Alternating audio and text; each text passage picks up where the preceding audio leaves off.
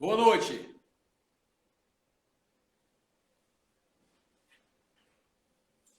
Como estão os senhores? Boa noite, professor. Tudo bom? Estão me ouvindo bem? Estamos, está Tudo bem e ótimo. você? Tudo certinho. Então vamos iniciar, né, a nossa live de hoje. Vamos Infelizmente o sim. Douglas não pôde comparecer, o advogado também está na rua. Daqui a pouco a gente vai tentar chamá-lo para que participe conosco também desse momento, tá? Agradecer de novo, porque eu acho que o que o senhor está trazendo, a repercussão nessa semana foi muito boa. A gente fez pegamos algumas partes daquela última live que a gente fez, divulgamos em diversos grupos, e o pessoal realmente está bastante satisfeito com aquilo que a gente está fazendo, porque está trazendo uma bagagem, um conhecimento muito importante relacionado à questão da regularização fundiária, né? Aquilo que a gente não sabia, diversos condomínios. Eu acho que esse que é um grande diferencial daquilo que o senhor está se propondo, professor, porque está trazendo realmente um conhecimento, coisas que as pessoas não sabiam como é que fazia, se tinha um procedimento para isso ou não. O senhor está nos agraciando aí com essas informações que certamente trará para os condomínios um suporte para uma tomada de decisão futura, né? Com certeza. E aí, professor, se você quiser já iniciar, ao decorrer da live a gente vai fazendo os questionamentos aí, né? Se tiver como só fazer um resuminho dos passos que o senhor já fez, e aí a partir daí dar continuidade para a gente. Bom, então vamos lá. Boa noite novamente a todos que estão chegando aí. Enviem as suas perguntas que o Júlio vai me passando aí, o pessoal vai me passando. Mas é o seguinte, na semana passada a gente começou a falar do procedimento administrativo de regularização fundiária. Nós falamos que aqui no DF o procedimento está regulamentado com 9 fases. Travou aí, tá tudo certo? Tudo Aqui no certo. DF,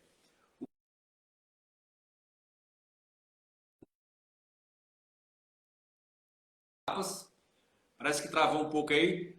Estão me ouvindo? Estão acompanhando? Coloca aí no feedback aí se está travado para vocês ou se estão me ouvindo bem, estão me acompanhando. Porque o Júlio travou aqui para mim. Vamos ver se está tudo certo. Coloca aí nos comentários se vocês estão conseguindo me ouvir, me ver, ou se está travado. Coloca aí nos comentários para ver se está tudo certo, que aí eu continuo aqui. Ver se está tudo tranquilo. A Flavinha apareceu aí, Bia Nogueira, a Delane apareceu aí também, boa noite. Coloca aí só no feedback, ver se está tudo certo, se todos estão me ouvindo, estão conseguindo me acompanhar aí. Muito bem. É isso aí. Então, é o seguinte, está travado? Estão dizendo que está travado. Está travado para mim também? Está travando, né? Será que essa Aqui internet está está tão ouvindo ruim assim? normalmente. Tá É ok? Tá me aqui? ouvindo bem? Tá conseguindo me acompanhar? Aqui está perfeito. Entendeu? Tá ouvindo, mas a imagem está travada? Será que é um upload que não está bacana? Beleza. Júlio, você consegue ouvir a minha imagem e o meu áudio perfeitamente? Perfeito. Aqui está bom. Beleza. Então vamos lá. Então eu falava, na semana passada, na última quarta-feira, a gente começou a falar do procedimento de regularização aqui no DF, que é um procedimento que não muda muito em relação ao procedimento nacional da nova sistemática de regularização fundiária. Nós falamos da primeira fase, que é o requerimento preliminar, e eu destaquei que os legitimados para fazer esse requerimento são, entre outros, os próprios moradores, os próprios ocupantes. Então essa é uma grande mudança, porque agora você tem o direito subjetivo, o direito de exigir a instauração e o passo a passo do procedimento de regularização até o final. Os próprios moradores, ou de forma por associação, ou por condomínio, de forma individual ou coletiva, pode requerer. Claro que de forma coletiva é sempre melhor e mais barato para todo mundo. Beleza. Então, o que eu posso destacar da nossa live anterior, da nossa primeira live? É que agora os ocupantes têm a legitimidade não só para requerer a instauração do procedimento de regularização fundiária, como tem a prerrogativa, o poder de promover, de impulsionar, de exigir que a administração pratique todos os atos da regularização até o final, até concluir. Destaquei que esse procedimento tem 9 etapas, nós falamos do requerimento preliminar, está na live aí do Instagram da Ampar. Tem a fase do processamento, é o processamento inicial, em que o requerimento e a documentação vai ser analisada e ver se está tudo ok. Aí a importância da assessoria, do acompanhamento de alguém que conhece qual é a documentação, como é que você faz para suprir documentações que às vezes não faltam, você pode vir com uma ata notarial, tem todo um ferramental para isso. Travado não vai ficar. E a terceira fase, então, primeiro é requerimento preliminar, o processamento, e a terceira fase é, ao final do processamento, vem a decisão de classificação da REURB, para saber se é uma REURB social, famílias de baixa renda, de até 5 salários mínimos, ou se é uma REURB especial, né, chamada REURB-E. Feita essa classificação, instaura-se na terceira fase, em definitivo, o procedimento de regularização que foi requerido. E aí, instaurado o procedimento, é a nossa live de hoje, a gente começa na quarta fase. Essas fases, elas estão descritas minuciosamente no decreto 42269 aqui do Distrito Federal, ele que regulamenta o procedimento da REURB. Esse decreto é um decreto antigo, ele foi editado agora 6 de julho. Completou 3 meses agora, é uma coisa recente. Bom, e aí a quarta fase é a fase mais importante, é a fase crucial, é a fase do licenciamento ambiental. E aqui no caso específico do DF tem um detalhe.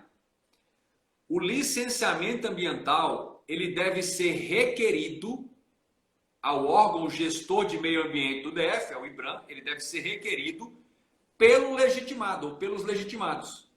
Então, aquele que fez o requerimento preliminar de instauração, primeira fase, processamento, instauração definitiva. Instaurou definitivamente, aí esses legitimados vão produzir um outro requerimento e vão requerer ao órgão gestor do meio ambiente aqui no DF, o IBRAM, para que ele tramite um processo para o licenciamento ambiental. As dúvidas. Professor, o nosso condomínio ele pega uma boa parte de APP, área de preservação permanente. Isso é impeditivo? Não, não é impeditivo. Serão necessários ajustes ambientais do ponto de vista da adequação ambiental, da compensação ambiental, mas o fato do condomínio estar em área de APP, por si só, não é impeditivo.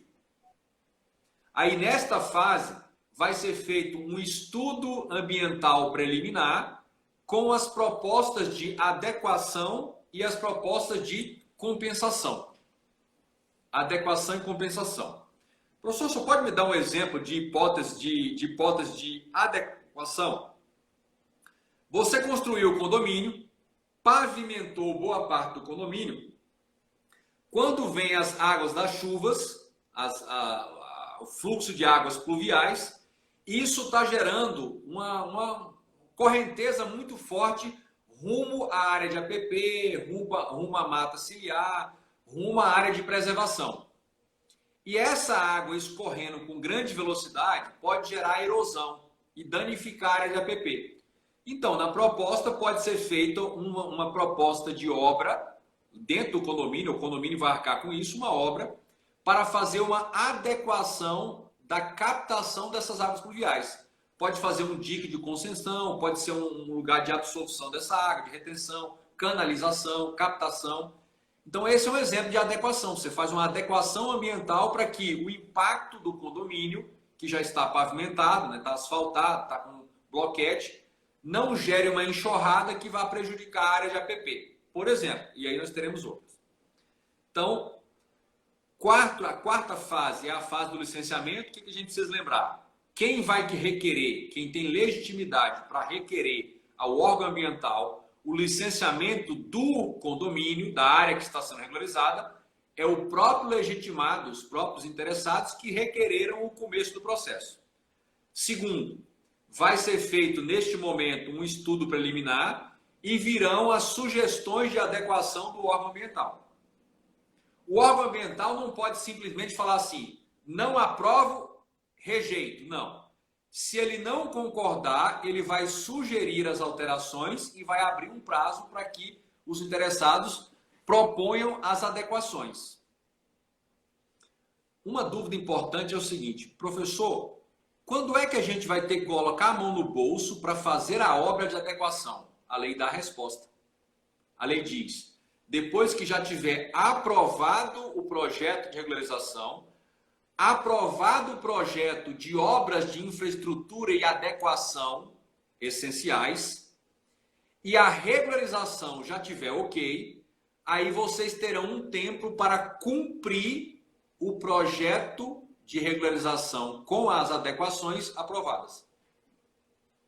Então, quando vocês tiverem que colocar a mão no bolso para fazer as obras de adequação, de ajuste, mobilidade, captação de águas pluviais e outros pequenos ajustes, é porque vocês já estão com o projeto aprovado. E aí não tem mais o risco de gastar e ao final o projeto não ser aprovado. O projeto é aprovado e vocês ficam com um prazo para concluir essas obras que foram condicionantes para a regularização. Olha que grande benefício.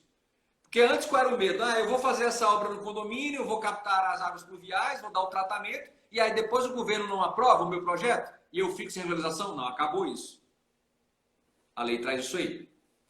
Então, o que é mais importante da quarta fase do processo de regularização, o licenciamento ambiental, já foi dito. E aí vem para a quinta fase. Se veio o licenciamento, tá ok, recebeu o licenciamento, aí vem a quinta fase. A quinta fase é o momento em que os interessados, os moradores, os ocupantes, aqueles que requereram a regularização, eles vão apresentar o projeto de regularização fundiária. Esse projeto deve ser elaborado por um profissional da área de engenharia, arquitetura ou urbanismo. Ele tem que ter ART ou RRT. E esse projeto vai contemplar um levantamento planialtimétrico, um georreferenciamento, os mapas e as delimitações e individualizações de cada lote. Onde está cada lote, onde estão as ruas, as dimensões das ruas, os cruzamentos dessas vias, onde está a calçada, área verde e por aí vai, área de uso coletivo, tudo isso. O que está construído, o que não está construído, o lote que já tem casa, o que não tem, as plantas, vai apresentar o projeto de regularização. É a Professor, quinta fase.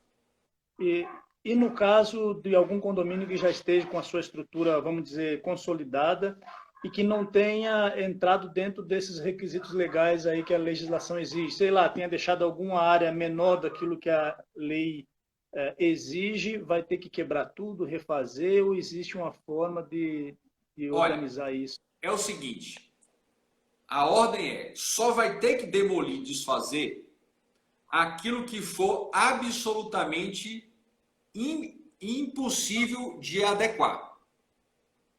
For absolutamente possível de adequar.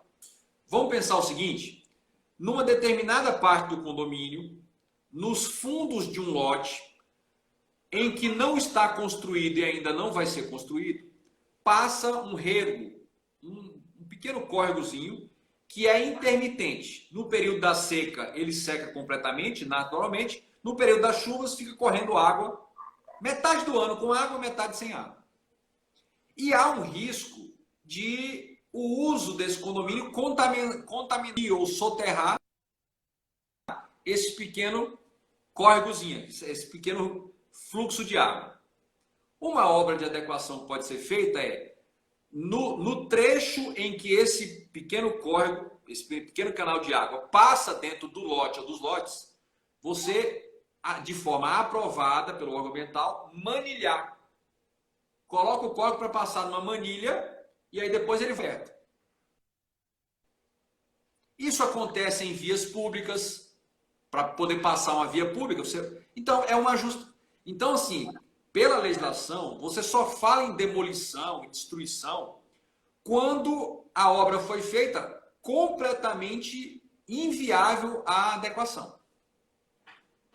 Então, lá na fase anterior, na fase 4, você vai receber do órgão ambiental os desajustes e as sugestões para ajustar.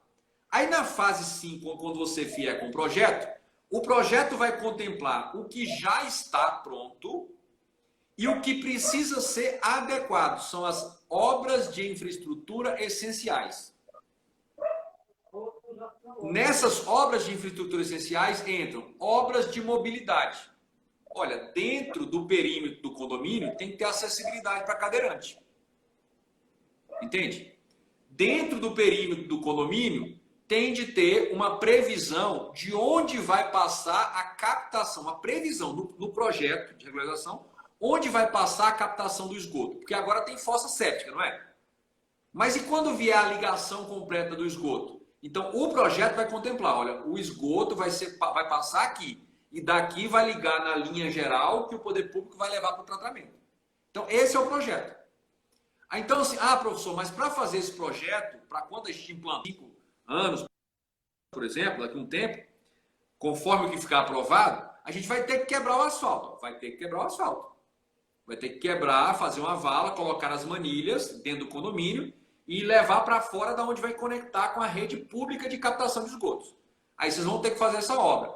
A boa notícia é que não é uma obra que se faz instantânea. Você vai apresentar um projeto e nesse projeto diz, olha, nós temos condições de executar essa obra em 3 anos, em 4 anos, em 5 anos. Entendeu? Pode ainda tentar negociar com o poder público auxiliar de alguma forma, de repente com máquinas, ou uma parte dessa execução de obras. Mas, claro, o condomínio que já está pronto, em alguma medida, algumas coisas terão que ser adequadas, não é destruídas. Já tem tudo já tem meio fio, já tem calçamento. Mas se esqueceram de colocar aqueles rebaixamentos para cadeirantes. Aí no projeto urbanístico, o poder público exige que tenha as vias principais essa adequação. Aí vamos ter que fazer uma pequena obra. Vai quebrar ali e fazer as adequações. O próprio engenheiro que for contratado para fazer o projeto, ele já vai sugerir isso aí, porque ele tem experiência para dizer, olha, isso aqui o poder público não vai aprovar. Eu preciso fazer essa adequação de mobilidade. Entende? Vamos supor que numa determinada área do condomínio, perto da onde é a área comum, coletiva, onde tem lá piscina, alguma coisa assim, churrasqueiras, não tem as vagas marcadas, reservadas para pessoas com deficiência. Mas o nosso condomínio não tem nenhuma pessoa assim, mas pode receber um visitante. E esse visitante tem direitos. Então o projeto vai contemplar isso. Professor, tem uma pergunta aí que acabaram de me fazer, que é o seguinte, se existe tempo mínimo ou máximo para essa adequação? A lei não estabelece. O que vai definir? O razoável. Vamos pensar o seguinte, olha, tem um condomínio com 1000 lotes, por exemplo, que está tudo pavimentado. E ele está com problemas relativamente sérios de escoamento de águas pluviais. Nos meses que chove muito, gera aquela imensa enxurrada e pode gerar erosão ou dentro do condomínio ou fora do condomínio. Então, a pavimentação do perímetro interno do condomínio gerou esse excesso de fluxo de águas pluviais. Hoje já está com esse problema ambiental. Quando vocês querem regularizar, eu pergunto, é melhor para a coletividade deixar do jeito que está sem regularizar ou dar um prazo razoável? A justificativa, o valor que vai ficar a obra, diz assim, olha, essa obra aqui a gente consegue executar em 6 anos. Faz etapa 1, etapa 2. As famílias aqui têm tal renda, elas vão ter que contribuir R$150 por mês ao longo de 30 meses para poder arrecadar os fundos para fazer essa obra, mesmo o poder público ajudando. E aí, o poder público vai aprovar. Porque é melhor começar e terminar o quanto antes ou nem começar a adequação do problema. É melhor começar. Essa é a lógica da lei. Então, ela não dá nem prazo máximo, nem prazo mínimo. Agora, por exemplo, a lei diz assim, olha, essa determinada construção aqui, esta casa em especial, uma casa, ela foi construída com os pilares em cima da nascente. Essa precisa ser demolida. Não tem como você adequar. Uma. Eram 500 casas no condomínio, eram 30 e tem uma. O morador passou da conta, ou seja, colocou os pilares. Teve um caso aqui em Vicente Pires que ele colocou os pilares, colocou um piso de vidro, ele ficava vendo a água borbulhar na nascente. Foi demolida. Entendeu? Mas é só quando é uma situação extrema que vai se encaixar nisso aí. Então, objetivamente respondendo, não tem prazo mínimo nem máximo. Vai depender do tamanho da obra, do valor financeiro, da capacidade das famílias. Se são famílias de classe mais alta, elas têm condições de executar a obra mais rapidamente. Se são famílias não com tantas condições financeiras, aí você tem que dilatar um pouco no tempo. Esse professor, por exemplo, tem vários condomínios na região que, às vezes, quem compra, né, adquirente de boa-fé, ele não tem o conhecimento de toda a situação e o contexto em que aquele condomínio foi originalmente criado. Em algumas situações, é aquilo que o senhor falou ali, de às vezes ter uma fonte de água dentro, alguma coisa assim que preocupa um pouco o pessoal depois que o condomínio vai sendo consolidado.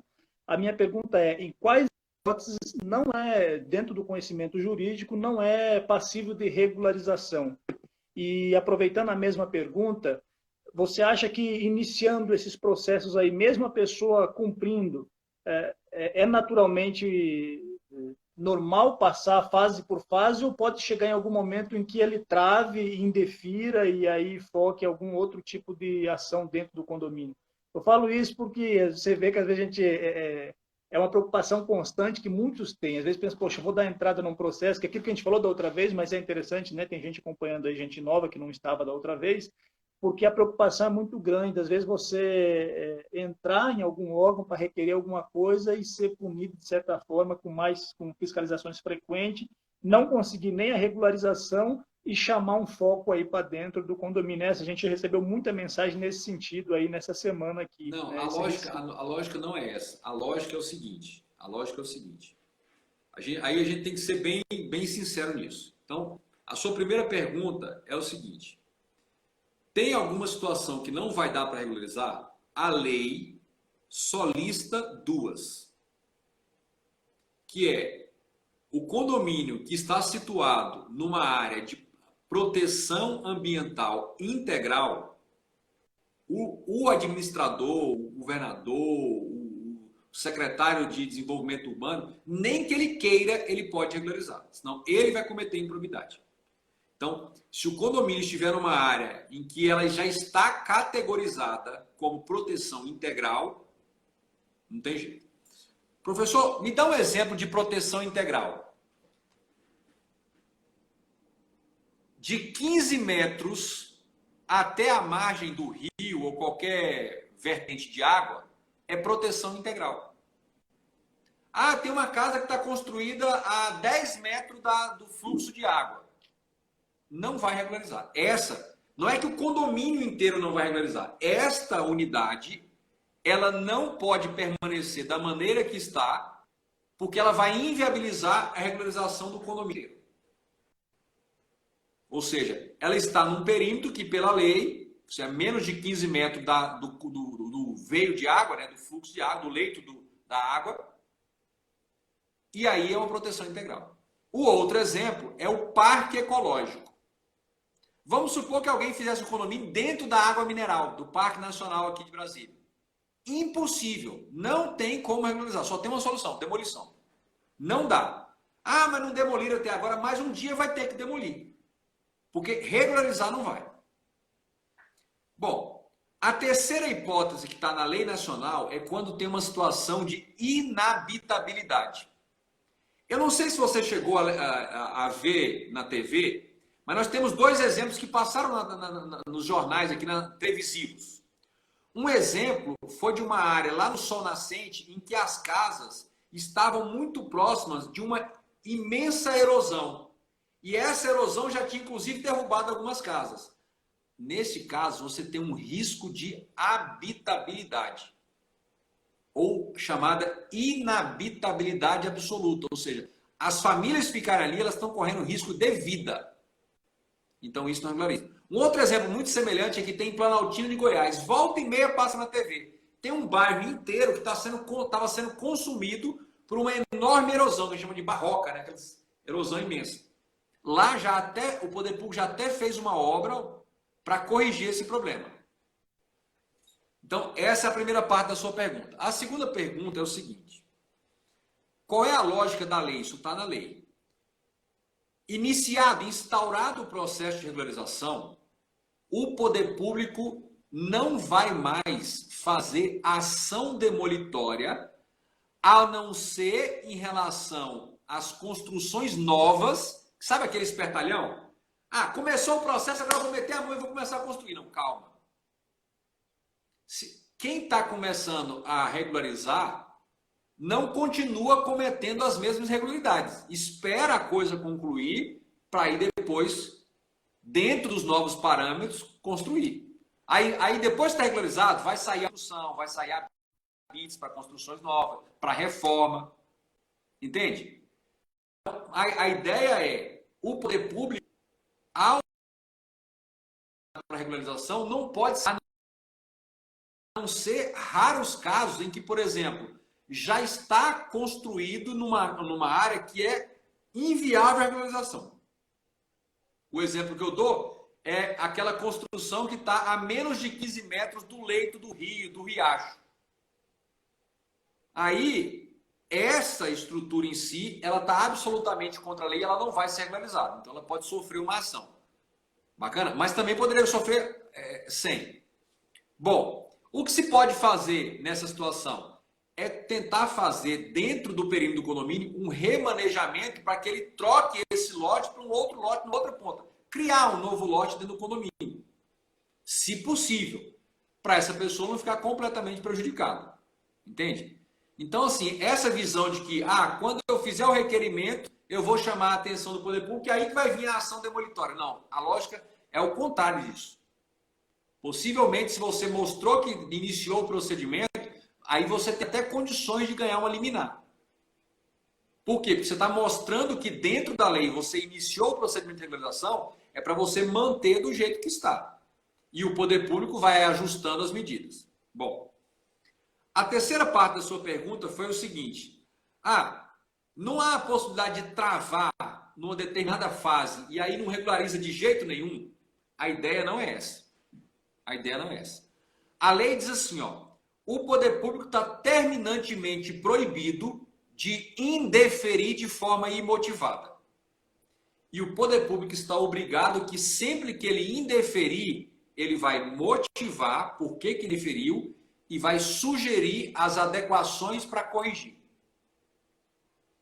A regularização é um processo. Um processo é como se a gente saísse de Brasília e fosse a Goiânia de carro. Aí no meio do caminho furou um pneu. Isso vai inviabilizar a entrada da Goiânia? A gente pode trocar. Se o step também está furado, a gente pode pedir um step emprestado para alguém. A gente pode pegar uma carona e levar na borracharia para remendar e voltar e consertar. Ou seja, ao longo do processo, podem ter alguns ajustes, alguns pneus furados, que o próprio poder público, em entendimento com os interessados, vão chegar a um equacionamento para avançar. A ideia não é falar indefiro e não regulariza de jeito nenhum. Isso só vai acontecer em dois casos: proteção integral, área de proteção integral, e parque ecológico. É o que está na lei. E aí, claro, né? Se o poder público não cumprir o que está na lei, o acompanhamento técnico de um profissional que conhece a lei, conhece a estrutura do judiciário e os recursos administrativos, vai impugnar. Vai impugnar. E pensa comigo, politicamente, pensa comigo. Os ocupantes, os moradores, preparam a documentação, contratam um profissional para elaborar o projeto e dão entrada no procedimento, buscando cumprir o que a lei deu a eles. Você acha que os políticos querem negar isso só por negar? Já pensou o desgaste político que é? Ele não vai ter mais nenhum voto. Nem se a mãe dele morasse lá, ele teria voto. Olha, a pessoa está cumprindo a lei, está querendo se enquadrar na lei, eles estão fazendo isso e aí eu vou tentar demolir e indeferir? Politicamente isso não existe. Nenhum político é ingênuo a ponto de fazer. Se termos da lei buscando regularizar, eu vou tentar impedir, eu vou perder todos os votos. Eu vou perder todos os votos. o seu raciocínio ele é muito interessante porque realmente faz a gente refletir de uma forma diferente do que a gente vinha refletindo, porque tem um raciocínio lógico nesse sentido. Poxa, você está trazendo a ferramenta para você regularizar, teoricamente não teria como você sofrer algum tipo de punição relacionada a isso, né? Júlio, deixa eu te perguntar. Você acha que algum governador, algum secretário, algum parlamentar se sente confortável com a ação demolitória do DF Legal? Nunca. Nunca. É um desgaste político, é um sofrimento, são famílias. Mas sabe por que ele faz? Porque se ele não fizer, a cabeça dele vai à frente porque a lei está mandando fazer. E o Ministério Público está fiscalizando. Agora pense o contrário. O que eu ouço deles? O que eles mais querem é que os moradores comecem o processo de regularização, porque facilita a vida deles. O que eles mais querem dentro da lei, deferir a regularização. Se vocês buscam e eles deferem, é mina de voto. Pensa comigo, é lógico isso, é mina de voto. Se vocês pedem alguma coisa de acordo com a lei e está tudo certo para eles poderem deferir, ninguém vai negar. Isso é mina de voto. É muito voto, porque é a família toda. Não faz sentido, nem político, nem jurídico, você pensar que buscar a regularização legalmente vai ser motivo para... Ao contrário, os políticos vão fazer tudo. Não, agora eles estão buscando a regularização. Vamos segurar as pontas do DF Legal. Vai ser deputado o tempo todo falando, ó, DF Legal, maneira, porque lá eles estão buscando regularizar. Vai sair a regularização deles. Olha a documentação que está aqui. Aí o que vai acontecer? O chefão lá do DF Legal vai ligar na CEDU ou na TRK e fala, como é que está o processo aí? Ele vai falar, o processo está redondo. O doutor que está acompanhando aqui entregou documentação, projeto, está tudo ok, está tudo certo. Ou seja, está indo bem. Você acha que o cara do DF Legal vai tremer nas bases ou não vai? Para ele vai ser bom, né? Porque agora vocês não estão completamente regulares, vocês estão buscando outro caminho, entende? Aí muda a perspectiva. E aí vocês vão dar munição para os políticos que não querem ver ninguém sendo demolido, pressionar o DF Legal. Fala, não, peraí. Quando estava completamente irregular, aí tudo bem, tem que cumprir a lei. Mas agora não. Agora a própria lei diz que vamos buscar regularizar. Então a lógica é diferente. Muito legal. O senhor está trazendo dentro do conhecimento, né? Isso que eu acho mais bacana, porque o senhor não está... O senhor está falando respaldado na lei, né? Está trazendo tudo aquilo que a legislação ampara para que realmente seja possível acontecer. Então não é uma ilusão para ninguém. E eu vejo nos comentários que o pessoal está gostando, assim, no sentido que está trazendo um alívio de possibilidades que antes a gente não via. Eu sei que o senhor já entrou nesse assunto, mas eu vi que antes teve um comentário referente a isso. Eu gostaria que o senhor pudesse falar um pouquinho a respeito de novo. Eu acho que na última live a gente chegou a falar. Teve alguém que questionou a questão do PEDOT, se só é possível regularizar a área que já está no PEDOT. Por que eu entendo que a pessoa fez esse questionamento? Porque aqui é bem complexo. Então, tem uma região que a gente chama de ponte de terra, que já está dentro do PEDOT, e as demais em volta ainda é considerada área rural, mesmo na prática sendo urbano, né? Quando você olha uma visão de mapa de cima, você verifica que já tem vários condomínios ao redor, e aí a preocupação é, primeiro passa para o PEDOT para depois regularizar, ou esses condomínios que estão em área rural, se querendo, eles teriam a condição de já dar entrada num processo de regularização também. Deixa eu te mostrar o seguinte, fundamentadamente. Hoje, a jurisprudência predominante, maciça, a doutrina, os estudiosos especialistas do assunto, e a própria lei. Eu vou citar a lei do DF aqui. A lei que trata da regularização fundiária rural, que é a lei distrital 5.803, que foi alterada e modernizada pela lei 6740 de 2020, ano passado, ela diz o seguinte: o fator definidor de uma área como urbana ou rural é a sua destinação e uso. Eu vou te dar um exemplo. Se você consultar o PEDOT do Distrito Federal, a região de Arniqueiras é toda colocada como área urbana. Eu tenho clientes lá e a própria TerraCap reconhece isso. A própria SEAGRE reconhece isso. Você tem pelo menos 15 chácaras lá hoje que são destinação predominantemente rural. Cria galinha, porco, horta e vende na feira do produtor. Aí o que a lei distrital diz? Que mesmo a área situada dentro do PEDOT com destinação urbana, se o uso e a destinação dela é rural, ela é considerada área rural. Isso vale para um lado e para o outro. É como se diz, é uma faca de dois legumes. Então, mesmo que no PEDOT, algumas regiões, algumas micro-regiões de Ponte Alta, Olhos d'Água e Casa Grande estejam totalmente como rural, mas o uso ocupacional já é urbano. Já tem lotes, ó, eu te pergunto, vamos ver, vamos identificar? Como é que se identifica isso? Essas regiões que você está pensando que o uso é urbano, mas está na área rural do PEDOT, não é assim? Eu te pergunto, os ocupados construídos são menor que o modo rural? São menores que o modo rural. O uso que as famílias fazem dessa área é o uso urbano habitacional ou o uso rural habitacional produtivo? É o uso urbano. Bacana. Visto de cima e visto do ponto de vista urbanístico, se parece mais com uma cidade, como uma quadra do Gama, ou se parece mais com uma zona rural, com uma casa ali, outra lá, agricultando e produzindo animais? Júlio, tem uma máxima que a gente aprende no primeiro dia da faculdade de Direito.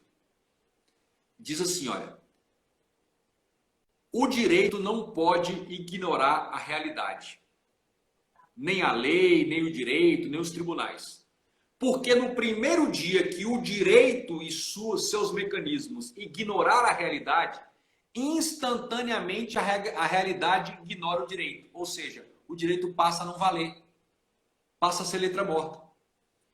Então, o que tem que ser feito? Quando a Secretaria de Agricultura, a Secretaria de Habitação, Urbanismo, Desenvolvimento Urbanístico e Habitacional, quando ela vai fazer uma vistoria em Ponte Alta e já vê que muitas áreas aí são completamente de uso urbano, o que isso? Isso tem que virar um relatório que vai para o próximo projeto de PEDOT e o PEDOT tem que se expandir.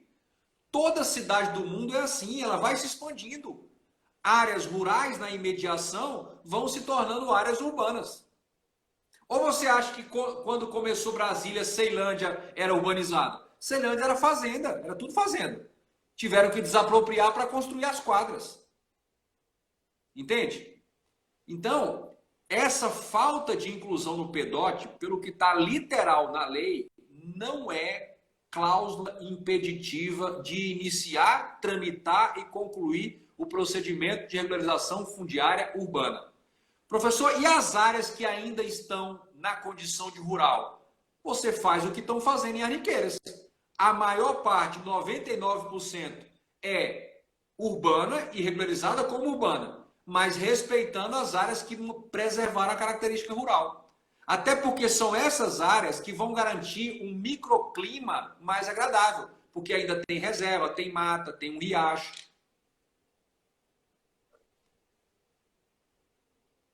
Boa noite, professor. A Kelly. Tem uma pergunta. Boa noite, tudo bem, Kelly? Tudo. Para aqueles condomínios que estão em área de proteção ambiental, e se tem um estudo de impacto ambiental para a preservação de uma área dentro do condomínio, os moradores não obedecem. Qual o procedimento que deve ser tomado? Procedimento é instaurado fase 1, instaura o procedimento de REURB. Fase 2, processamento para saber se a documentação ok. Que documentação que é essa? O mapa do condomínio individualizado, onde estão as ruas e os lotes. E qual lote está construído e qual não está construído. Apresenta isso. Isso vai tramitar na segunda fase. A administração vai fazer uma conferência e vai ver se está ok ou não está ok. Se não tiver ok, ela abre um prazo para complementarmos documentação. Aí vai para a terceira fase. Terceira fase faz o quê? classifica se é REURB social ou se é REURB especial, se é baixa renda ou se é classe média. E aí também na terceira fase, instaura o procedimento. Instaurou o procedimento, aí vem a sua resposta. Olha, quarta fase, licenciamento ambiental. No licenciamento ambiental, a gente já pode apresentar um requerimento dizendo, olha, o nosso condomínio está enquadrado na poligonal e no perímetro de uma área considerada de preservação. E nós queremos fazer a adequação para manter. O órgão ambiental vai analisar e virão as sugestões para duas coisas. Compensação ambiental. O que seria a compensação? O condomínio invadiu um pouco a mata ciliar, o cerrado. Só que do outro lado tem uma área que pode ainda ser reflorestada. Aí o condomínio diz, nós nos propomos a compensar como? Mantendo o que a gente invadiu aqui nessa área de cerrado e a gente refloresta o outro lado para fazer uma compensação. É uma possibilidade. A segunda, olha, tudo bem, a gente invadiu aqui e acabou ficando muito próximo do fluxo de água, do veio d'água. A gente pode fazer uma obra aqui que é um manilhamento, a gente pode fazer um dique de contenção para a enxurrada não entrar e soterrar. Então, os engenheiros vão sugerir essas medidas de adequação. Adequar para que esse condomínio que está na área de preservação não cause mais danos do que o estritamente mínimo necessário. E assim correr. A lei manda fazer isso. Por isso que tem essa fase, a fase número 4, que é a fase do licenciamento, onde esses ajustes vão ser feitos. Agora, vão chegar a um acordo, a execução dessa obra de acordo é lá no final. Mas ela já vai ficar combinada aqui. E aí lá no final, a conclusão do registro da propriedade, mesmo aprovado o condomínio, o registro da propriedade vai ficar condicionado à conclusão da obra. Mas a regularização já está aprovada.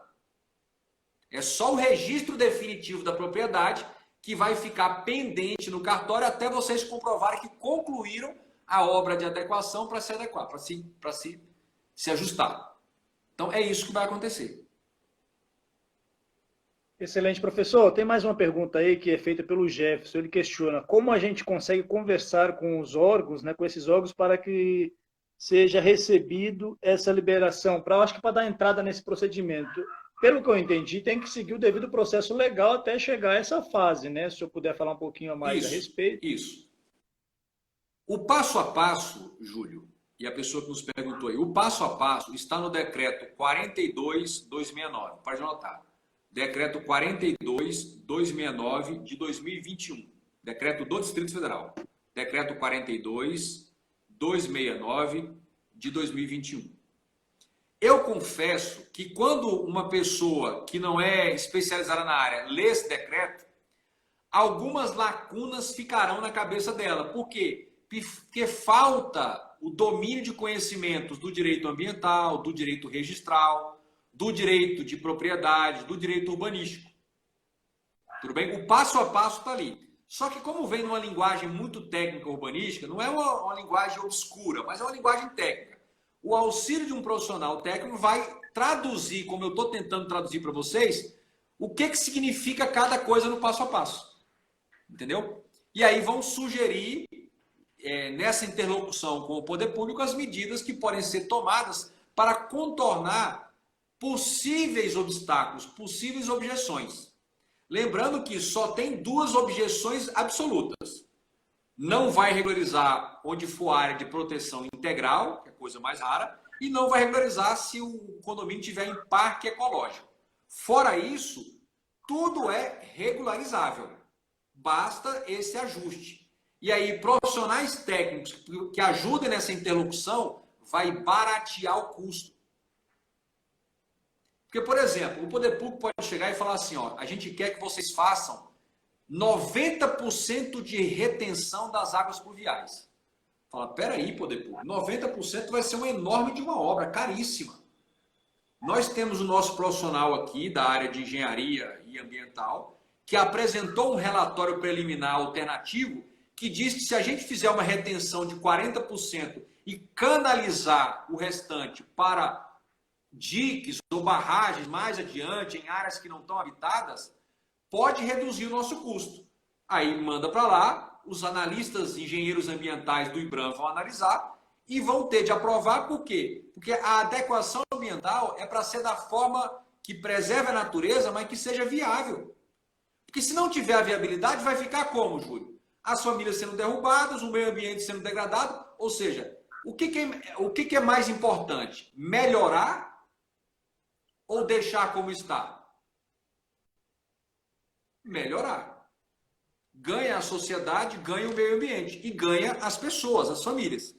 E aí é essa interlocução que às vezes você vai ter que mostrar, olha, os técnicos do IBRAM estão olhando uma perspectiva, mas não existem profissionais bons só no IBRAM. Tem profissionais aqui que às vezes estudaram fora, fizeram mestrado, doutorado no UNB, que pode apresentar uma solução alternativa, que seja até melhor e mais barata. Fantástico. Professor, mais uma pergunta aqui. Acho que o senhor já respondeu, mas se puder frisar um pouquinho mais. A partir do momento do processo de iniciar o processo de regularização, o governo já pode fazer projeto de acesso a esses condomínios, como água, esgoto e asfalto?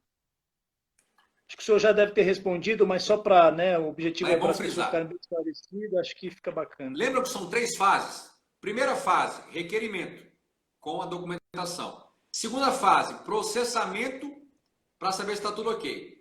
Terceira fase, classificação e instauração definitiva. A partir do momento que instaura definitivamente o processo, o poder público está liberado já para executar obras essenciais. Tudo bem? Ele não está obrigado a fazê-lo, mas ele está liberado.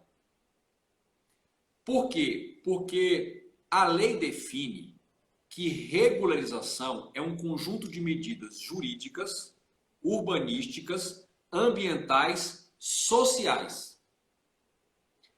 Pensa comigo, ter um fornecimento de água pela CAESB, ter uma captação de esgoto, impacta no social, sim ou não? Impacta. Então o poder público já pode entrar com essa... Normalmente ele entra com essa parte social. Então é possível sim, a partir do momento da instalação definitiva, que é na terceira fase das 9 fases do processo.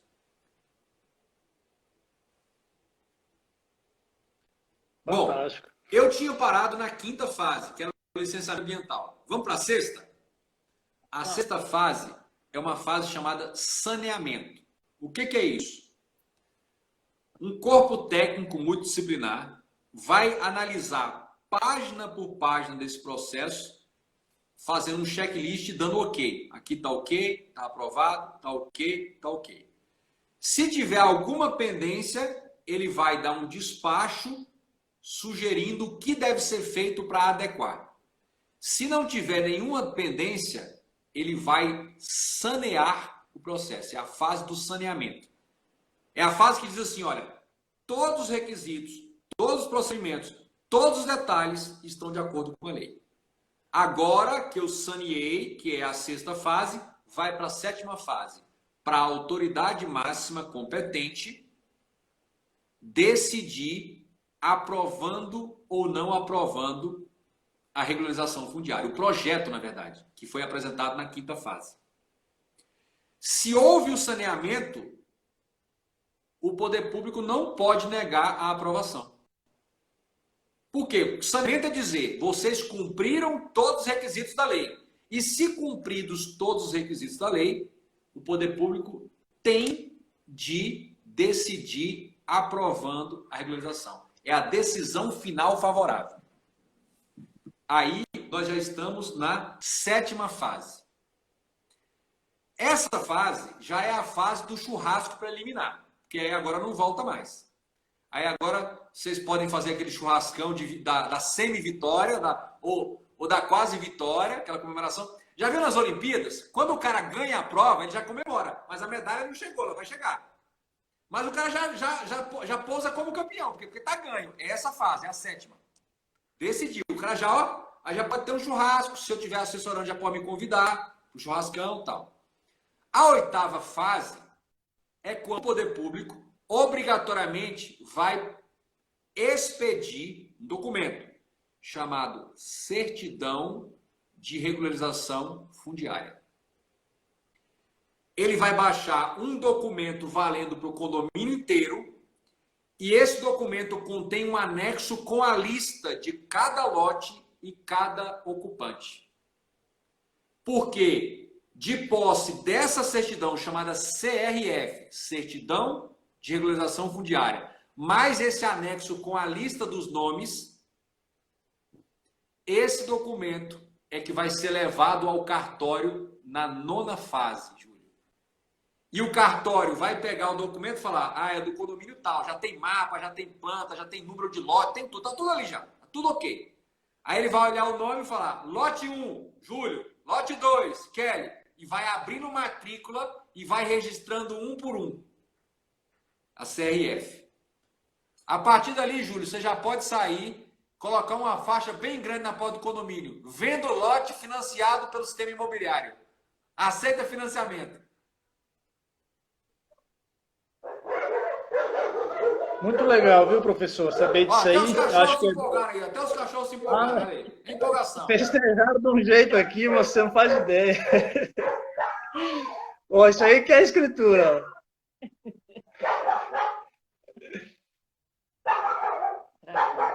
Travou, professor? Tá me ouvindo?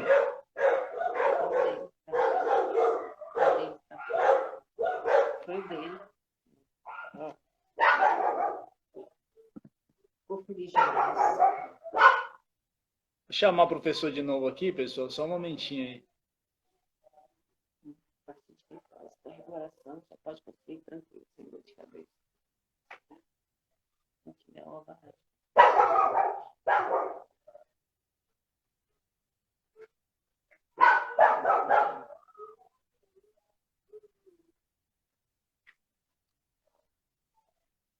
Realmente, até os bichinhos aqui ficaram felizes. Quando falou da questão da regularização, fizeram foi festa aqui dentro. A gente está chamando o professor aqui, viu, pessoal? Só para a gente dar continuidade. Acho que é muito bacana, o aprendizado é muito grande para a gente. E, ao menos para mim, eu vejo que vários de vocês aí também estão mais tranquilos, né? Mas a gente fica mais feliz em saber que existe essa possibilidade aí de regularização.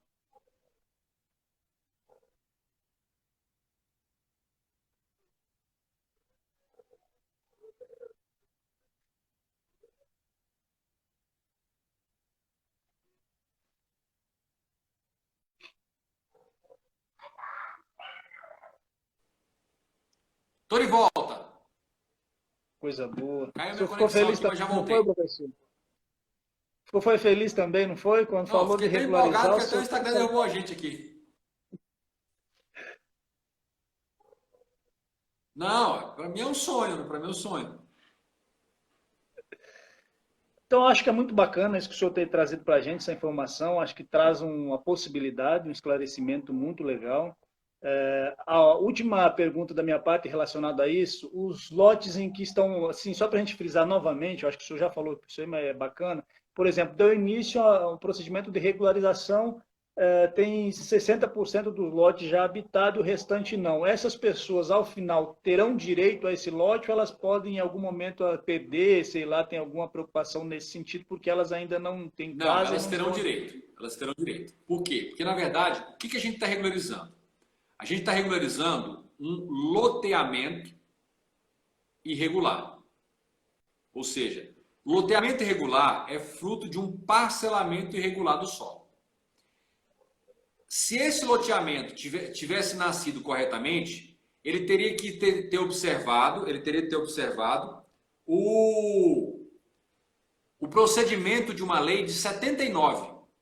A lei 6766 de 79 é a lei que diz que como você faz o parcelamento adequado do solo.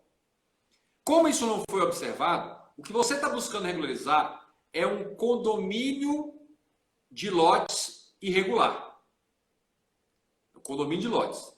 Esse condomínio, para ser regularizado, em sua maioria tem de estar construído e habitado. O que não dá para regularizar é o núcleo de lotes que não estejam ocupados. O que eu estou querendo dizer? Você tem lá 100 lotes. Aí você tem 50, 60, 70 ocupados.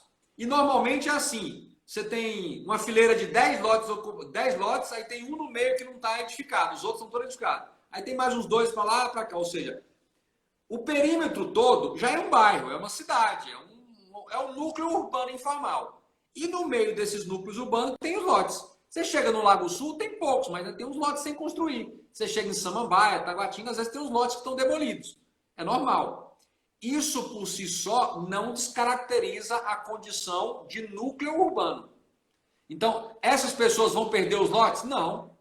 Eles são os legítimos possuidores desses lotes, entendeu? Eles só não estão residindo, mas eles estão ocupando indiretamente esses lotes. Vão lá, limpa o mato, faz lá uma cercazinha, mantém o lote lá, entendeu? Recolhe o condomínio, ele paga o condomínio como os outros, entendeu? Arca com as taxas, então eles não vão perder, essas pessoas não vão perder. Muito legal. Outra pergunta que eu também acho super interessante, que acabaram de fazer aqui, e eu acho que em todos os condomínios terá esse tipo de situação, que eu acho que o senhor até falou da última vez, agora a gente não chegou a falar ainda, mas referente à adesão dos proprietários dentro de um condomínio. Vamos supor que tenha, sei lá, 100 lotes, 40% topam da entrada no processo de regularização e 60% não. Esses 40% teriam condições de dar andamento nisso aí ou teria que os 100%? Perfeitamente. Isso é literal na lei. Tanto na lei distrital, que é a lei complementar distrital 986 de 2021, assim como o decreto que eu mencionei, na lei federal também. O que vai acontecer? O que vai acontecer? Essas pessoas vão se beneficiar dos gastos comuns. Porque para regularizar o condomínio todo, terão alguns investimentos. O condomínio vai poder cobrar dessas pessoas depois. Se elas quiserem entrar no meio do caminho, o profissional que está acompanhando vai querer cobrar um preço diferenciado. Então, tem todo esse problema. É aquele negócio. Olha, quem fica por último, mesmo que dentro do próprio condomínio, quem fica por último normalmente não toma água mais limpa e mais fresca. Entendeu? A questão é, o que eu tenho falado? A regularização, ela vai acontecer. Menos dias, mais dias. Os governos estão sendo pressionados para fazer as regularizações. Não tem jeito. Qual é a diferença? A experiência tem nos mostrado, a experiência recente dos últimos 3 anos, que naqueles condomínios, naquelas áreas em que os moradores estão tomando a iniciativa e buscando o procedimento, quando chega na hora de fixar o valor, que eles estão ali aguerridos, em cima, combativos, impugnando e tal, os valores têm ficado muito mais baixos. Se você quiser comparar, pega o último edital agora de setembro, de Arniqueiras, e pega o último edital, agora de setembro também, de Jardim Botânico. Você acredita que os preços de Arniqueiras estão mais altos que Jardim Botânico? Por que está acontecendo? Porque os editais de venda direta dos lotes, como final de regularização lá no Jardim Botânico, é fruto da iniciativa dos ocupantes. Já em Arniqueiras, não. É uma coisa que está sendo feito de ofício pela TerraCap. Não estão acompanhando, são surpreendidos com os editais, não acompanharam o passo a passo do processo, não fizeram as devidas impugnações, não questionaram o preço dado da terra nua, não apresentaram o laudo alternativo de valor do lote, e aí deixaram correr frouxo. E aí, quando se deixa correr frouxo, a tendência, a experiência, a história nos mostra que a tendência é não ficar tão favorável. Então essa é a grande diferença. Tá aí, é só você entrar no site da TerraCap, pega o último edital de setembro de Arniqueiras e o último de Jardim Botânico, você vai ver uma discrepância de valores. Valores cobrados pelos lotes em Jardim Botânico mais baixos. Qual é a única diferença entre eles? Porque esta fase final de venda direta lá no Jardim Botânico é fruto de uma iniciativa do processo de regularização que quem começou, quem impulsionou foram os moradores lá do Jardim Botânico. Beleza. Professor, a gente vai ler aqui mais um comentário que fizeram para a gente, literalmente como está, que é uma provocaçãozinha que eles nos fazem, e um desafio aí para o senhor também nos apoiar nessa missão. Vamos lá, professor.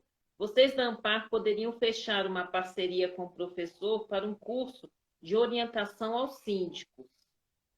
Ou até disponibilizar uma cartilha, né? A gente montar uma cartilha para que a gente pudesse estar ajudando a população. Com certeza, a gente pode conversar e definir os parâmetros desse trabalho aí, com certeza. A gente pode pensar nisso aí. Eu acho que o que eu acho interessante seria, de repente, uma cartilha e algumas orientações, palestras, né? Um treinamento para que as pessoas, para que os síndicos saibam explicar para as pessoas de forma bem clara e didática nas reuniões isso que eu estou falando aqui. Ou seja, mostrar que, por exemplo, iniciar o procedimento de regularização não significa aumentar a fiscalização e derrubadas. Iniciar o procedimento de regularização é um mecanismo de proteção, a lei diz isso. Iniciar e promover o processo de regularização é garantia, a história recente nos mostra, é garantia de valores mais baixos na hora da venda direta.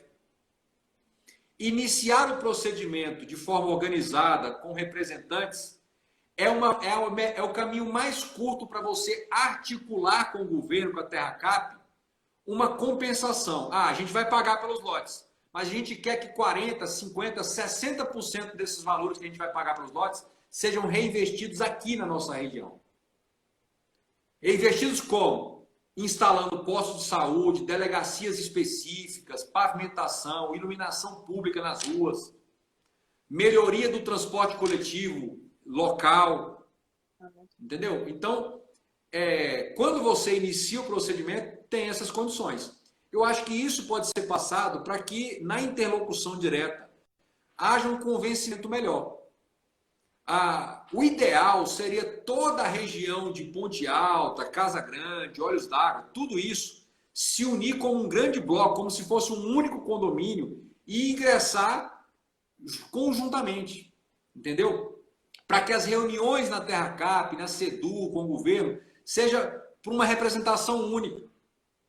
Para que ao contratar os profissionais, contrate como se fosse um todo, para o preço cair. Vamos contratar um engenheiro, um perito ambiental, para você ter essa negociação, diluir, mas falar, nós vamos contratar um só para fazer vários condomínios. Mas como você vai pegar o serviço inteiro, a gente quer um preço mais camarada, entendeu? E articular isso. Eu acho que essa união, essa coletividade, ela tem que se mostrar também no processo. Vocês já são coletivos para construir, para fazer uma pavimentação, para cuidar de furar um poço artesiano, entende? Para contornar uma diversidade, tem que ser unido nesse processo também. Porque, presta bem atenção, se todo mundo regulariza, a área se torna muito mais nobre. Nobre do ponto de vista de valor mesmo, de ganho financeiro. É óbvio que vai. Por quê? Porque todo mundo que sonha ter um condomínio, pessoal da região do Gama, do entorno, vai olhar para Ponte Alta e falar, lá é um lugar que eu posso comprar, porque eu posso financiar, eu dou 30% de entrada, vou à Caixa Econômica, vou ao Banco Brasil, vou a um banco e posso financiar. Então, a busca por comprar lotes aí vai ficar muito mais alta e, vendendo ou não, o seu patrimônio familiar vai subir, vai aumentar. Isso que eu não estou inventando na minha cabeça. Vai ver quanto custava um lote no Solar de Brasília há 3 anos atrás, antes de regularizar. Vai ver quanto está agora. Eu converso com os corretores, tenho muito contato com corretores. No mínimo triplicou, dobrou o preço. Temos uma pergunta. Professor, tenho mais uma pergunta. Mais ou menos em 2016, 2017, vários condomínios aqui na Ponte Alta, eles entraram com os pedidos de liminar, né? Foram todos indeferidos. E agora, no ano de 2020, 2021, a TerraCap tem feito visita a esses condomínios, né? Tirando foto das residências. E, em alguns casos, eles têm feito pedido de reintegração de posse, né? Qual o caminho a seguir? Iniciar o procedimento de regularização. Por quê? Iniciou o procedimento, na 3ª fase, se a documentação tiver tudo ok, vai ter que instaurar definitivo.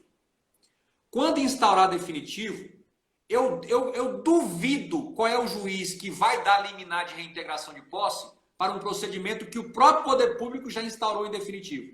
O juiz vai dizer, eu vou deferir, sabe quando? Quando sair o resultado final do processo. E vocês estão com o processo na mão, porque entregou a documentação de acordo, atendeu às exigências, eles têm que deferir, não pode negar. Não é só uma mera vontade da Terra Cap. Agora, pensa comigo, qual é o juiz que vai dar uma liminar reintegrando a posse para a Terra Cap, botando vocês para fora, se o processo para regularizar e comprar diretamente está em curso, dentro da própria Terra Cap e da Secretaria da SEDU? Nenhum juiz. Não tem fundamento para isso. E se ele fizer, o tribunal derruba. O que eu percebo disso que o senhor fala é justamente isso. Por exemplo, se a Terra Cap às vezes é parte para querer a terra, não vai fazer sentido ela ao mesmo tempo estar respondendo a um processo de regularização e num outro processo querer retirar aquela terra. Não tem nem sentido, né? É exatamente isso, Júlio. É óbvio. Se a lei... É simples. Se a lei está permitindo aquilo, como é que o comportamento do órgão da agência de desenvolvimento pode se antagonizar à lei? Isso viola um princípio, que é o chamado princípio da boa-fé objetiva. Como é que alguém que está aceitando e tramitando um processo para regularizar e vender, está pedindo para reintegrar? Ou se o processo é para manter, é para vender para você, é para deixar tudo de acordo com o urbanismo? Não faz sentido, juiz nenhum vai deferir isso. Entendeu? Então, a liminar nunca funciona? Não é isso. Existem situações e situações em que o contexto em que a liminar é manejada muda totalmente. Imagina você, olha, eu sou o Júlio, represento o condomínio tal, tem 55 moradores, o nosso processo está em fase de licenciamento ambiental. A Terra Cap veio com uma liminar para poder reintegrar. Excelência, vai deferir? O juiz vai olhar e falar assim, Terra Cap, que história é essa? Ou é uma coisa ou é outra, cadê a boa-fé? Ou você vai regularizar ou você vai retomar. As duas coisas são antagônicas. Mas isso documentado, provado ali nos autos. Eu custo acreditar que algum juiz daria uma liminar num contexto como esse contra vocês. Não daria. Entendeu? Para reintegrar, não daria. Não daria. Professor, acho que dentro dessa mesma pergunta que a Kelly vem falar, só para trazer uma situação muito prática, né? E vou falar porque a gente já vem tratando desse assunto dentro dos grupos aí, ele é de conhecimento de todo mundo. Existe uma ação popular dentro de uma área que já dentro daquela área do PEDOT, né? Uma parte está dentro do PEDOT, a outra não, mas é um morador que faz divisa ali que entrou com essa ação popular pedindo, alegando aí que teria que ser área de preservação e tudo mais. E as sentenças que estão vindo desfavoráveis aos condomínios. Dos condomínios que tem lá, um é associado à Ampar.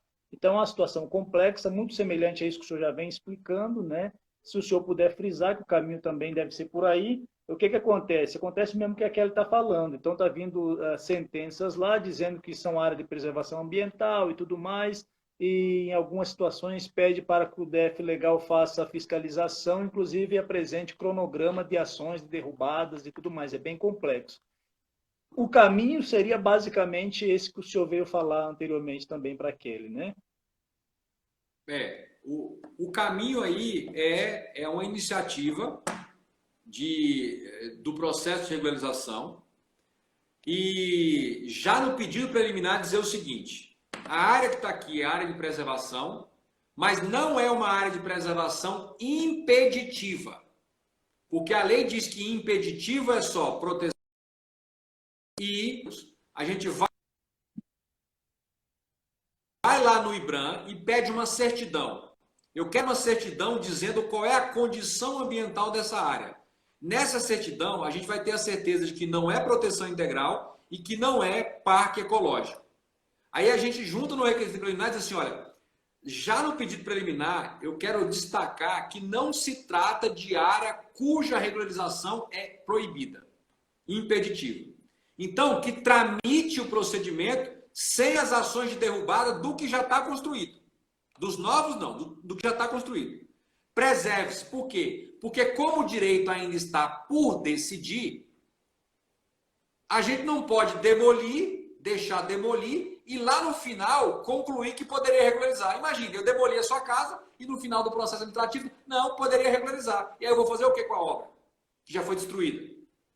Entende? Então, quando você inicia o procedimento com uma estratégia como essa, já está acontecendo isso? Então vamos para o órgão ambiental para que ele nos dê a certidão. Qual é a categoria? É APP? É preservação permanente? Por quê? Porque, a depender dessa certidão, eu enquadro na lei. E eu digo, olha, com base no artigo tal da Lei 986 de 2021, essas áreas não sofrem impedimento absoluto do processo de regularização. Eu quero começar o processo e quero que paralise derrubadas do que já está construído, enquanto a gente discute como regularizar. Ao final do processo, se for negativo, e é o que não vai ser, aí vocês podem voltar a demolir. Até lá, eu não posso demolir para depois regularizar, aí perde o objeto. Fantástico. Então, E aí, professor, eu acho que a diferença, isso da minha parte para concluir realmente, que a gente acho que muito, muito bacana, muito esclarecedor, mas o que eu gostaria de falar para o senhor é que, na visão da Ampar, a diferença do senhor para diversos outros profissionais, e isso que a gente sentiu firmeza desde a primeira live que a gente acompanhou, é justamente isso aí, é um conhecimento fantástico, trazendo um embasamento legal para isso e trazendo alternativas. Achei muito bacana esse seu raciocínio aí para uma defesa num contexto que nem esse. A gente sabe que é uma situação muito complexa, mas no meu pensar faz total sentido. Então, quer dizer, quais as situações que realmente impedem a regularização? A lei vai falar que são 2, então não posso inventar que existem 3, 4 ou 5. Aí eu vou atrás dessas certidões para poder comprovar que está ou não dentro daquela área ali do que é alegado, que é impeditivo para regularização. Não estando, eu vou poder, dentro de um processo de regularização, comprovar. E aí sim dar andamento nisso aí. Eu achei muito interessante esse seu raciocínio e a forma de trabalhar. A outra coisa, Júlio, é o seguinte, a verdade seja dita. Esse tema ainda é muito novo, inclusive para os juízes. Juiz não é o Neo do Matrix, que senta numa cadeira e fala, carrega o download de toda a compreensão dessa matéria. Não é assim, não. Pensa comigo, Júlio. A legislação é de julho de 2017. O decreto que regulamentou a legislação federal é de 2018. Aí teve 2019, que muita gente ainda estava, será que... A verdade é que os ocupantes não tomaram iniciativa, salvo algumas poucas exceções. Será? Mudou mesmo? Aquela coisa da mudança. Quando a coisa começou a engrenar, pensa comigo, o primeiro decreto do DF que regulamentou a matéria, teve um decreto do DF, Júlio. Esse decreto foi de dezembro de 2019, pouquinho antes da pandemia, pensa comigo. Teve esse decreto, o decreto 40.254. Quando eu falo aqui a lei, aqui, eu dou um número, porque é só entrar no Google e ver se eu estou falando a verdade ou não. Esse decreto deu o passo a passo para implantar no DF. Mas aí foi dezembro de 2019. Quando foi em março, a gente estava em lockdown. A coisa não aconteceu. Então, ainda não chegou volume aos juízes, ainda não chegou alguém com conhecimento para sentar com o juiz. Se sou eu ia sentar a excelência. Eu fiz aqui, escrevi aqui um arrazoado, resumido, 10, 15 páginas, mas eu queria conversar 15 minutos com Vossa Excelência. A lei mudou. A sistemática aqui agora encaixa essa área como preservação ambiental mais regularizável. Está aqui. Eu queria que Vossa Excelência analisasse com detalhe, porque mudou. Mudou para mim, mudou para Vossa Excelência. Mudou para todo mundo. A gente tem que aplicar a nova lei. Então, olha com carinho, por quê? Porque a sistemática antiga não é mais o justo, não é mais o legal. Tudo bem, até aqui as liminares, a ação DF legal era nesse sentido, mas agora mudou. E agora, esse condomínio que eu estou representando aqui, esse condomínio já iniciou o processo de regularização. Ele tem um direito, a lei garante, é o direito a obter a regularização e o processo próprio. Olha, tem o processo disciplinar de servidores, tem o processo fiscal e agora tem um terceiro processo administrativo. É o processo administrativo de regularização fundiária. Eu não estou inventando isso não, está na legislação, é só ler. Entende? Agora, precisa de você saber articular, eu digo, regularização fundiária, Júlio, é como o UFC. Você tem que misturar algumas artes, algumas habilidades para poder chegar ao final. Você precisa conhecer muito direito administrativo, eu dou aula, você conhece, eu dou aula dessa matéria, muito direito registral, notarial, a questão fundiária, trabalhei em cartório 4 anos, sei como é isso. Então, você precisa articular esses elementos para poder até convencer juízes. Porque eles também estão começando a aprender isso. Não tem um enxame de processo. É diferente de um processo de consumidor, de uma Maria da Penha, que todo dia está lá. Isso é coisa muito nova ainda. Daqui uns 5, 10 anos, vai estar todos os juízes craque nisso. Mas hoje, está todo mundo ainda, são poucos os que estão especializados nesse assunto. A coisa mudou. Muito bacana, viu, professor? Eu acho que trouxe aí uma bagagem bacana para a gente aqui, está trazendo um entendimento que a gente não tinha antes. Queremos realmente agradecer muito o senhor por essa disposição, por realmente se colocar à disposição das pessoas para trazer esse aprendizado para a gente. E aí fica esse desafio, né, da gente pensar direitinho, verificar, talvez sentar uma reunião presencial para a gente verificar aquilo que o senhor pode oferecer na prática. Às vezes vir fazer uma reunião aqui, a gente se dispõe a intermediar isso com o pessoal. E aí depois os condomínios, os síndicos terem essa liberdade de, a gente faz um trabalho com eles também, mas essa liberdade de pensar o que é melhor para eles e tendo interesse, certamente a gente pode estar trabalhando junto, né, para estar à disposição. E o que a gente quer é realmente resultado, trazer essa tranquilidade para as pessoas, porque são sonhos, são vidas.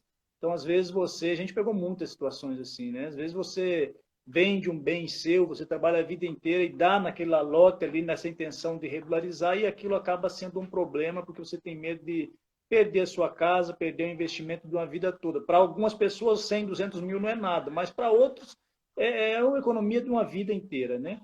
A economia de uma vida inteira de trabalho, eu sei muito bem.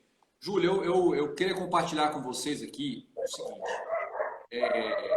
Desde quando eu venho trabalhando com isso, eu ainda estava no cartório no Pará e vinha muito a Brasília, né, minha família daqui, e eu conversava com as pessoas, olha, tem que buscar regularização e tal. E aí todo mundo começou a me chamar de Don Quixote. Todos os dias, Júlio, as pessoas falam, Emerson, as pessoas não querem regularizar. Eu falei, não é isso.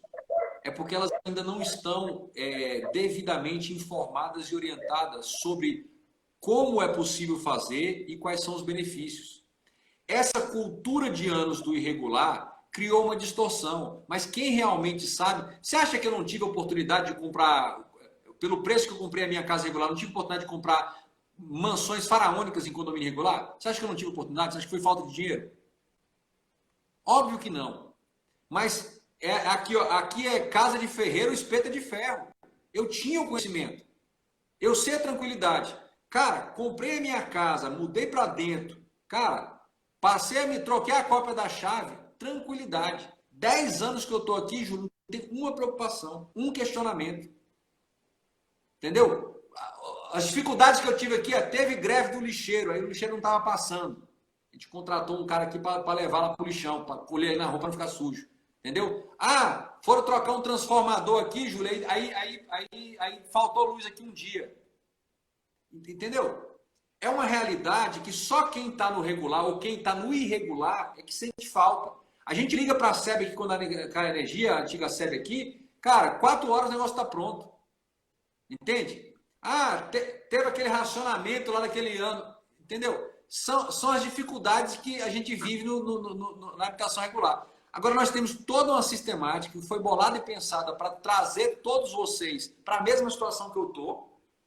E aí eu vou sempre dizer assim, mas é porque essas pessoas sempre quiseram ficar irregular. Não, elas foram para a regularidade, por uma circunstância do passado, mas a realidade mudou. Naquele momento, Júlio, que muitos como você procurava um lar para se abrigar. Conseguiu aquilo, agora já é outra realidade.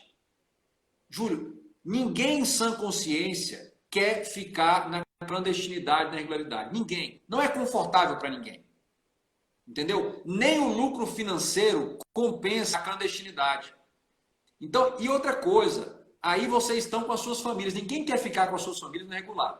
O problema é que muita gente pensa que a regularização é como no passado, que depende só da vontade do político, que vai lá, que promete e não faz. Agora acabou isso. Agora você pode iniciar, você pode promover, você pode instruir, exigir, recorrer e concluir.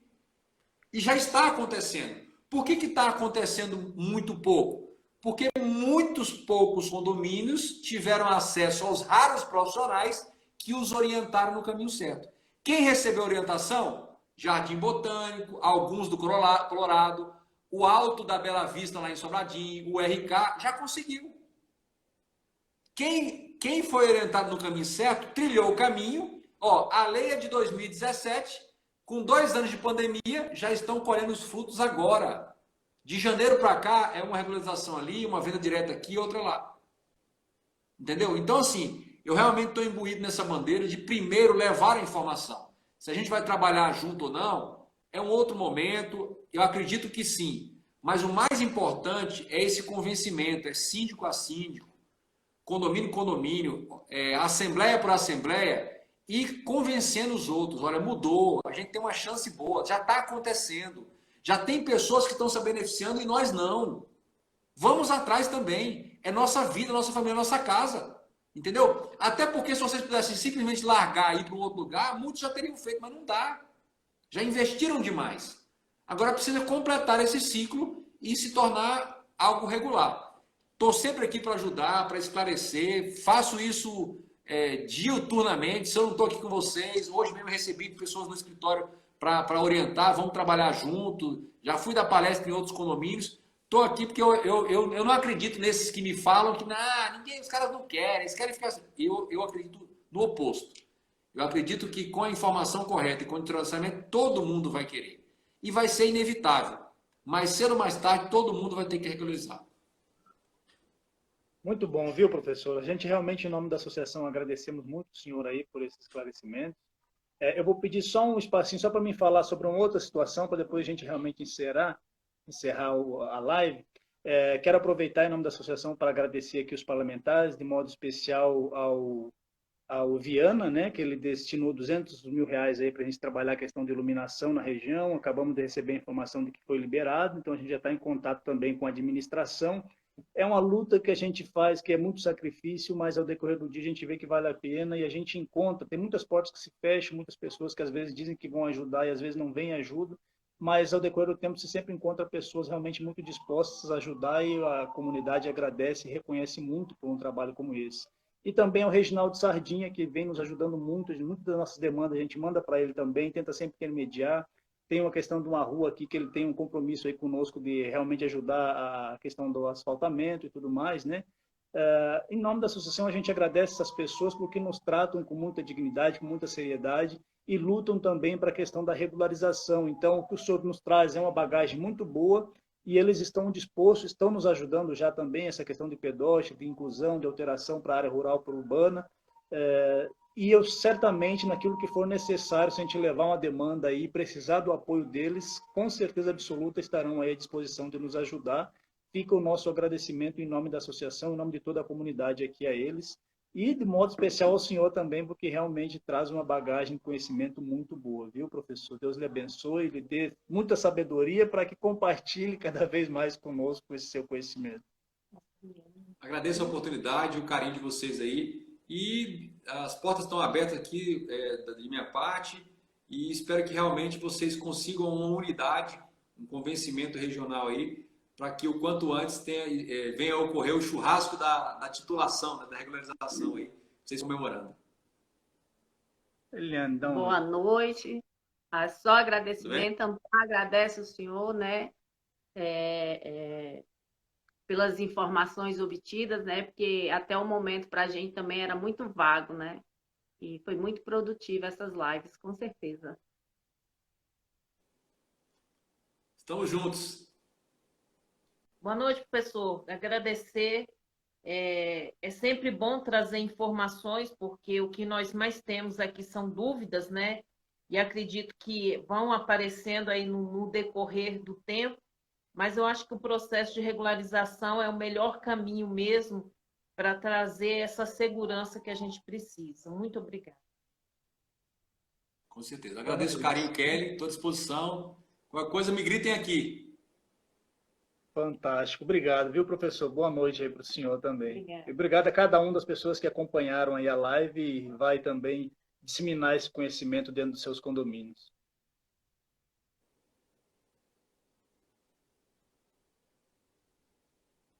Tá bom.